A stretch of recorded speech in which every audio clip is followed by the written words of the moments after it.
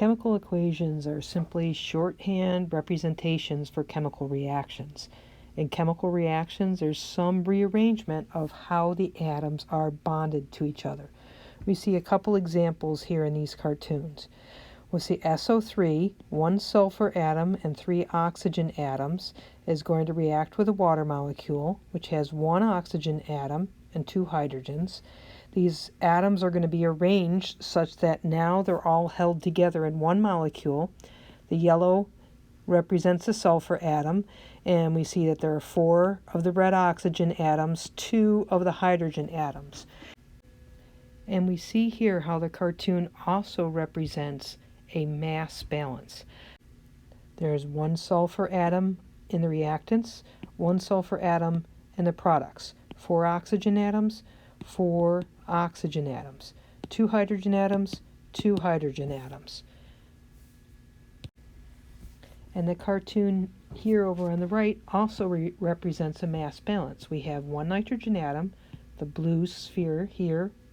1 carbon atom is represented by the black ball on each side, and 7 of these white balls, which represents hydrogen atoms.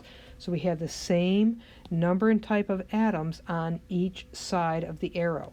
Reactants on the left, products on the right. Reactants and products.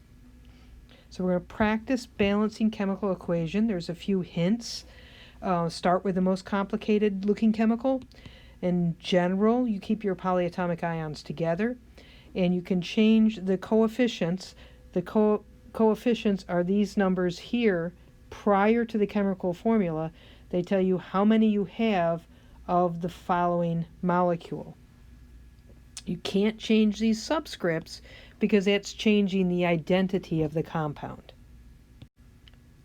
Let's practice. I'm going to start with 1 propane molecule, and note if there is no coefficient written in front of the formula, that means you have 1 of those items. So I'm going to start with 1 propane. That means I have 3 carbon atoms. So I'm going to start out with 3 CO2 molecules because CO2 is the only place in the products where the carbon atoms can go. 1 propane means we have 8 hydrogens. The hydrogens are all found in the water molecules in the products. So to achieve 8 hydrogen in the products, we're going to have 4 water molecules. The last element to balance is oxygen. Let's count up the oxygen atoms we have in the products. We have 6 plus 4, 10 oxygen atoms in the products. So that means we have 5 oxygen molecules. Let's do a quick sanity check. We see we have 3 carbon atoms in the reactants, 3 carbon atoms in the products. Hydrogens, we have 8. And 8 oxygens, we have 5 times 2, 10, and 6 plus 4, 10. Okay, in the second equation, I'm going to start with the glucose. It's pretty complicated looking. 6 carbons, so we're going to need 6 carbons in the reactants. We have 12 hydrogens in the products, so we need 6 water molecules, and that leads to 6 times 2, 12 plus 6, 18 oxygen atoms, which means we need 18 oxygen atoms in the products. And we could go through a sanity check as well, and we would see that this is balanced. In this next one, I'm going to start by looking at a specific element, sodium. Sodium comes in groups of 2 in the reactants and groups of 3 in the products.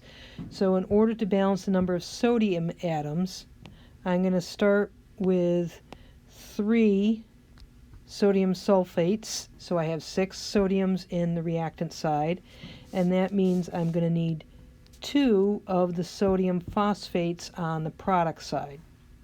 Let's do the same thing with hydrogens.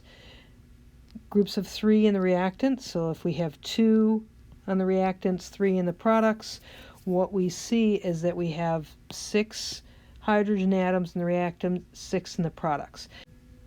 This chemical reaction is balanced, but I want to show you something about the polyatomic ions. They tend to stay together. On the reactant side, we have 3 sulfite ions, and on the product side, we have 3 sulfite ions. 2 phosphates in the reactants, 2 phosphates in the products. And this last chemical equation, we can start with the potassiums. Groups of 2 here, groups of 3 here. So we'll start with 3 of the potassium oxalates, and therefore 2 of the potassium arsenates.